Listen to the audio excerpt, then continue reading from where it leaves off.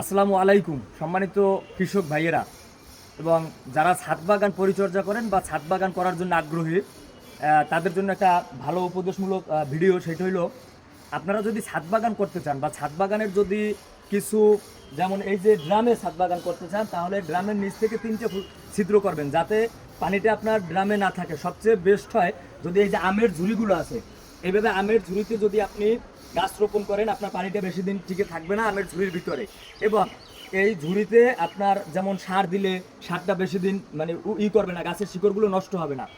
এবং বিভিন্নভাবে আপনার ছাদ বাগানে যেমন ড্রামের ভিতরে যদি আপনি দেন, একটা গাছের নিচে আপনি আরও একটা গাছের যেমন সবজি চাষ করতে পারবেন, বড় গাছের প্রতিফলনে আপনি একটা সবজি চাষ করতে পারবেন। এবং এই যে সবজিটা, এইটা আপনার ভিন্নভাবে চাষ করার কোনো প্রয়োজন হয় না বা ভিন্নভাবে চাষ করার প্রয়োজন হবেও না। আপনি ড্রাগন, পেয়ারা গাছ, আপনি সব জাতের গাছ আরও আরও সবচেয়ে সুন্দর হয় যদি আপনারা ইট দিয়ে বিভিন্নভাবে বেড তৈরি করে নেন, সেইটা আরও সবচেয়ে সুন্দর হয় এবং ছাদ বাগানগুলো সবচেয়ে আরও ভালো হয়।